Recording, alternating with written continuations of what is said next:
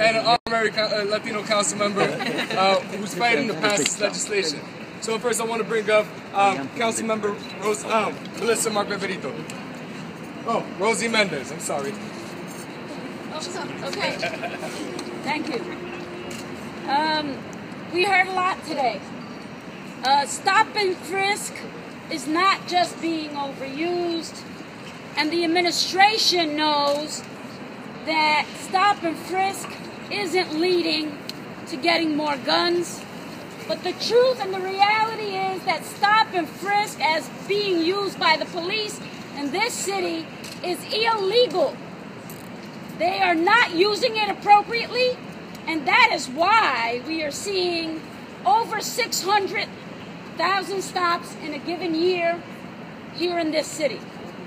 There are rights. Our people have rights. The police have to obey the laws. If they're going to stop someone, they have to have a cause to stop them, and we should know what that reason is. We are here with our brother, Jumaane Williams. We are working on this set of legislation that will have meaningful reaction for our people and for our kids in the street.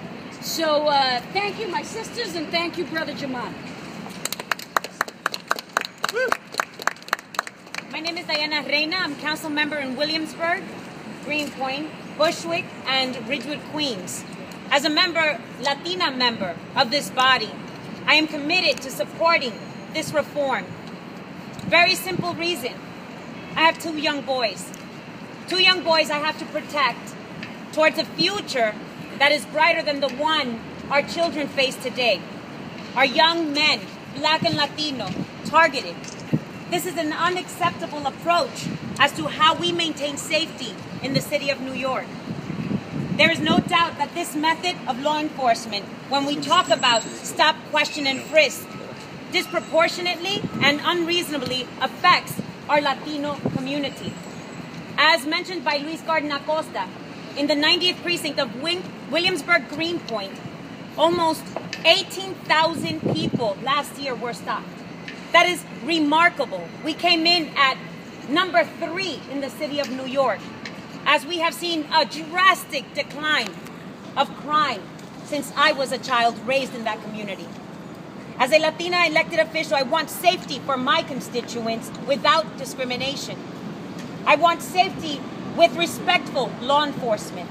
I want safety when it allows for my constituents to maintain their dignity and self-worth. When policy is an overzealous tactic, it contributes to a hostile community. I am happy to be join my colleagues in government today, sending a very clear message.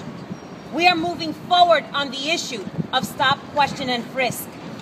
Reform, as we see it today with these new pieces of legislation, we can rally support around these 4 pieces of legislation affirmatively, with accountability, transparency to the NYPD.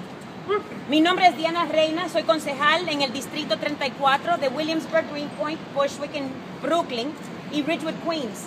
Soy madre de 2 muchachos jóvenes, niños, con un futuro que yo quiero proteger, para que ellos puedan caminar las calles de nuestro barrio, sin necesidad de crear lo que es miedo constante, caminando en presencia de nuestros policías.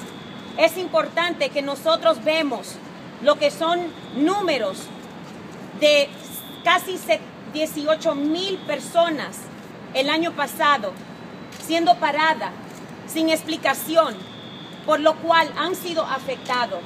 En una comunidad como la nuestra, a donde hemos visto una reducción de crimen en la historia de nuestro barrio y que hoy día estén parando 18,000 personas, es injusto. Y eso es lo que estamos aquí hoy día con nuestros colegas. En el gobierno tenemos una responsabilidad como líderes en la comunidad nuestra, latina, para dejar saber que el mensaje es claro.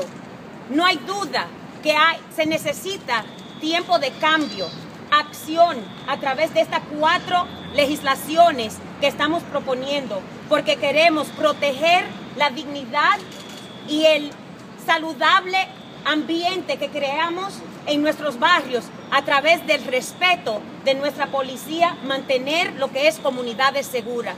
Gracias.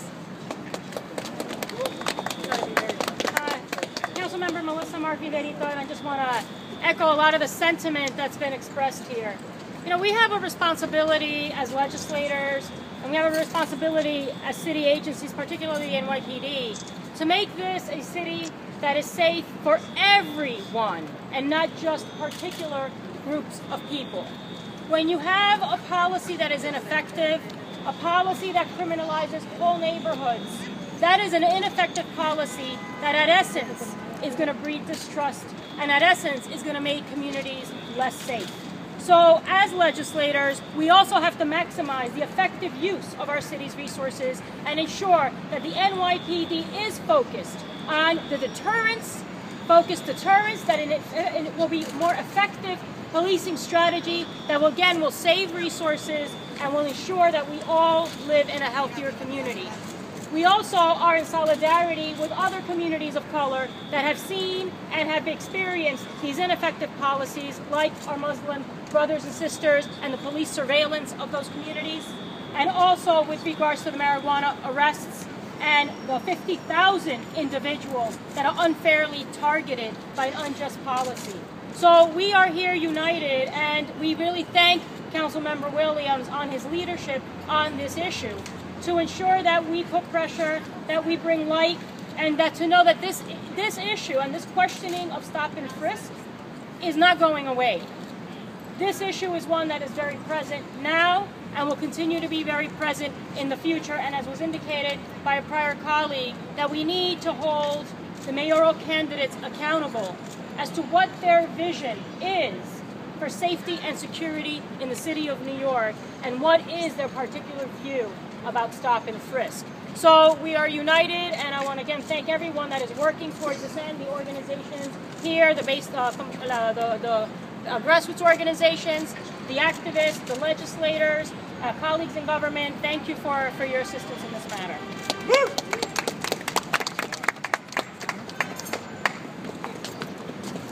Hello everybody, how are you? Buenos dias, ¿cómo está? Buenos dias. That's about all I got. But I want to thank everybody for coming and supporting this legislation and supporting this issue. You know, I'm on the tail end, so most of the things have been said already. I want to say a couple of things. One, as many times as I say it, somehow the media doesn't play it. I am not anti-police. I'm anti-anything that's not just. And most, if not all of everybody that was here will say the same thing. We're not necessarily anti-police. We just want to make policing better. In addition, this package is a great package. It's not going to necessarily solve the stop, question, and frisk issue, and it's not going to solve all of the problems with the reform that's needed for police accountability. So we have to keep it in perspective. What it does do is allow the City Council, under the purview that we do have, to make a strong showing in saying that there is a problem here and it has to be addressed. And all of these bills are common sense bills that the police department should not only be embracing, but should be doing already on its own. Unfortunately, there's no one proactively overseeing the police department, so there's no one to really push them and force them to go in the correct direction. And one of the bills, the profiling bill, will be one of the best bills in the country. And there's been some misinformation out there about the cost that it would be associated with this bill. I think one of my colleagues has put it into the billions.